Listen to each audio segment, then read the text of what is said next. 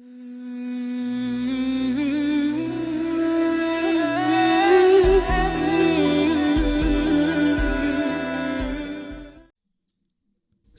नबी सल्लल्लाहु अलैहि वसल्लम एक ऐसा कॉमन पॉइंट है मुस्लिम उम्मत के दरमियान जो पूरी तमाम मुस्लिम उम्मत ने पढ़ा हुआ है। ये सीरतुन नबी। जब हम सीरतुन नबी की बात करते हैं तो मुसलमानों में कुछ तबका ऐसा है जिन्होंने बहुत ही ज़्यादा डिटेल से पढ़ा हुआ होता है सीरतुन नबी को, और कुछ लोगों ने दरमियानी तौर पर सीरत को पढ़ा होता है या उन्हें पता होती है, यानी कि बहुत सारी जो मेन इवेंट्स हैं सीरत की वो उनको पता होती हैं, और रसूलुल्लाह सल्लल्लाहु अलैहि वसल्लम की दावत पैगाम उनको पता होता है कि क्या क्या उन्होंने परेशानियाँ उठाई हैं।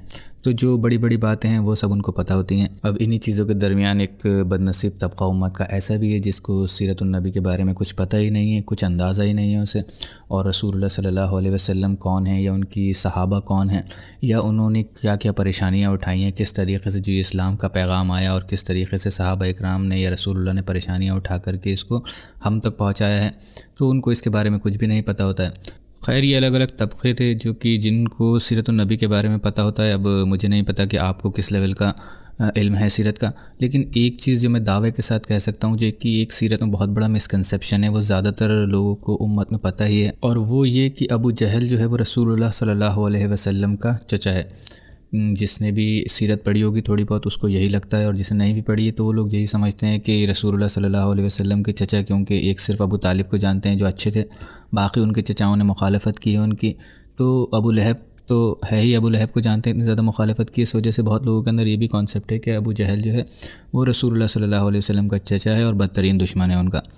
तो ये चीज़ हालांकि कहीं से कहीं तक ठीक नहीं है, गलत है ये चीज़।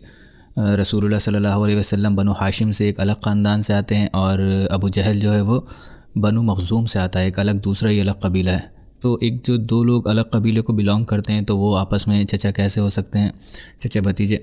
तो इसमें देखिए, एक अगर आप बहुत फार ले जाएंगे इसको, बहुत दूर ले जाएंगे इस चीज़ को, और आप देखेंगे अगर बैक ट्रैक कर करके सारे लोगों के जो ग्रैंड फादर्स होते हैं या जो एंसेस्टर्स हैं उनके, तो उसमें अगर आप लीनियर में बैक ट्रैकिंग करेंगे तो फिर कहीं ना कहीं जा कर के वो मिल ही जाएंगे, क्योंकि जितने भी आप देखेंगे अशरा मुबशरा भी जो हैं वो सारे कुरैश से ही आते हैं, क्योंकि एक ही ख़ानदान एक ही कबीला आकर के यहाँ बसा था, उसी से फिर अलग अलग जो बेटे थे फिर अलग अलग कबीले बने हैं, और उनसे पूरा जो मदीना की पॉपुलेशन थी वो कुरैश, उनको इसीलिए कहा जाता है कि वो एक ही ख़ानदान के थे कुरैश। तो इस तरीके से अगर आप देखेंगे तो फिर हर किसी की एक दूसरे से कोई ना कोई रिश्तेदारी पुराने एंसेस्टर्स में निकल आएगी, उनके फोर फादर्स में निकल आएगी, लेकिन ऐसा कोई डायरेक्ट रिश्तेदारी नहीं है रसूलुल्लाह सल्लल्लाहु अलैहि वसल्लम की अबू जहल से, जैसा कि हम समझते हैं कि वो रसूलुल्लाह सल्लल्लाहु अलैहि वसल्लम का चचा है।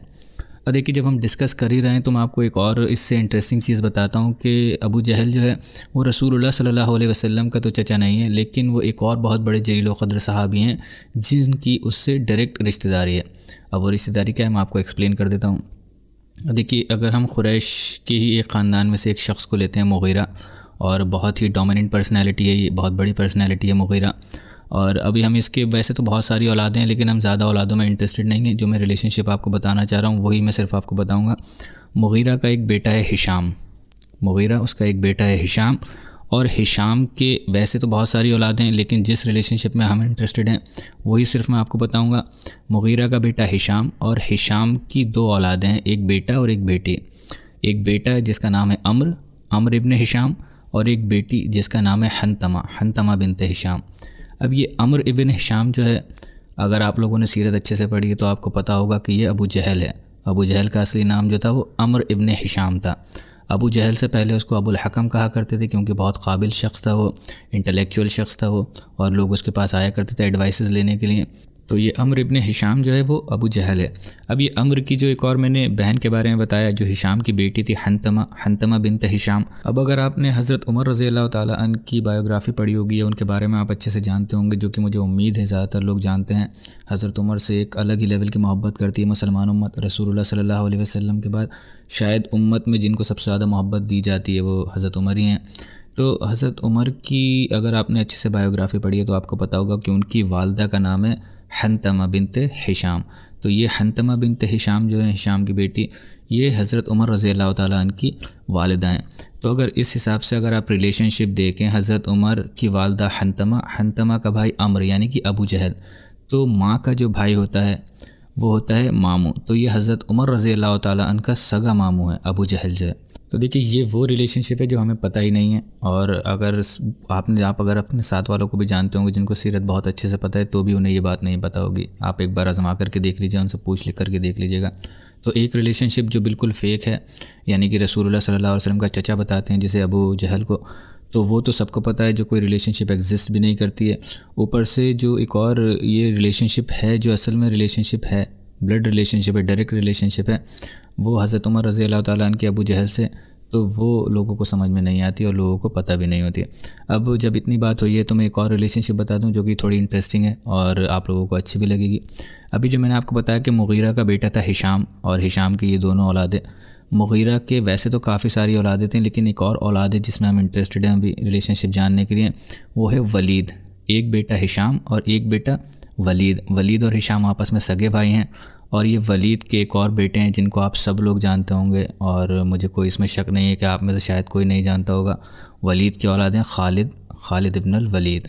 तो ये हज़रत खालिद इब्न अल वलीद की भी हज़रत उमर रज़ी अल्लाह ताला अन्हु की जो वालदा हैं उनसे डायरेक्ट रिश्तेदारी हो गई, वो उनकी सगी चचाज़ाद बहन हुई, क्योंकि वलीद और हिशाम आपस में भाई हुए। तो हज़रत खालिद और ये हज़रत हंतमा जो हैं ये आपस में सगे चचाज़ाद भाई बहन हुए, और अबू जहल जो है वो भी हज़रत खालिद बिन वलीद का सगा चचाज़ाद भाई हुआ। तो ये एक और इंटरेस्टिंग रिलेशनशिप था। जब इतनी ज़्यादा डिस्कस हुई तो मैंने सोचा कि मैं आपको ये भी बता दूं। तो देखिए हमारे यहाँ हम ऐसे मुआशरे में रहते हैं जहाँ पर हम अपने जो आइकन्स हैं, हमारे यहाँ आजकल बच्चों के जो आइकन्स हैं वो फिल्म स्टार्स हैं या स्पोर्ट्स पर्सनैलिटीज़ हैं या और कोई इन्फ्लुएंसर्स हैं। तो हमारे यहाँ, लेकिन ये हमारे लिए बड़ी शर्म की बात है कि हमारे जो असली हीरोज़ हैं, जिन्होंने इस्लाम के, हमारे हीरोज़ हैं जिन्होंने इस्लाम को हमारे तक पहुँचाया है, जिनकी बदौलत, जिनकी वजह से हमें इस्लाम जैसा इतना बड़ा गिफ्ट मिल पाया है, और जिसकी वजह से हमें इंशाअल्लाह अल्लाह से उम्मीद है कि अल्लाह ताला हमें जन्नत में भी दाखिल करेगा। ये किसी भी इंसान के लिए सबसे बड़ा गिफ्ट यही है कि उसे अल्लाह ताला हिदायत दे दे और वो मुसलमान हो जाए। और हमें फ्री में ये चीज़ मिली है तो हमें इस चीज़ का एहसास ही नहीं है। और यही हमारी आज के ज़माने में नाकामयाबी की सबसे बड़ी वजह है कि हम जो हमारे असली हीरोज़ हैं, जो हमारे असली आइडियल्स हैं, हम उनको न जानते हैं, न पहचानते हैं।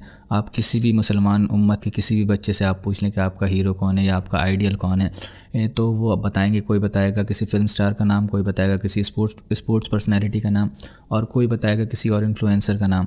तो बहुत ही शर्म की बात है, एक भी बच्चा आपको नहीं मिलेगा जो ये कहे कि मोहम्मद सल्लल्लाहु अलैहि वसल्लम मेरे आइडियल हैं, या अबू बकर रज़ी अल्लाह ताला अन्हु मेरे आइडियल हैं, या हज़रत उमर रज़ी अल्लाह ताला अन्हु मेरे आइडियल हैं।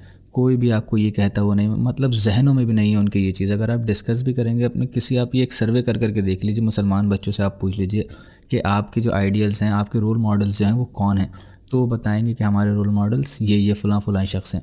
उसमें एक भी आपको ना तो सहाबी का नाम मिलेगा, ना ही जो और भी इतनी बड़ी बड़ी इस्लामिक पर्सनैलिटीज़ गुजरी हैं उनमें से किसी का भी नाम नहीं मिलेगा। आप कहेंगे आप क्या बनना चाहते हैं, तो कोई भी वो नहीं बनना चाहेगा।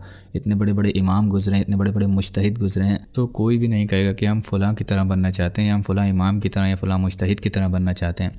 तो ये जो एक मेंटालिटी है ये आती भी ऊपर से ही है। उनकी भी ज़्यादा गलती नहीं है, गलती हमारे माँ बापों की या प्रीवियस जनरेशन की है कि ना तो उनको कभी उस चीज़ के बारे में पता चल पाया अपने बचपन में, ना उन्होंने कभी जानने की कोशिश की। अगर उनके सामने ये चीज़ें आई भी तो जब उन्होंने ख़ुद नहीं जाना तो वो अपने बच्चों में कैसे वो चीज़ ट्रांसफ़र करते।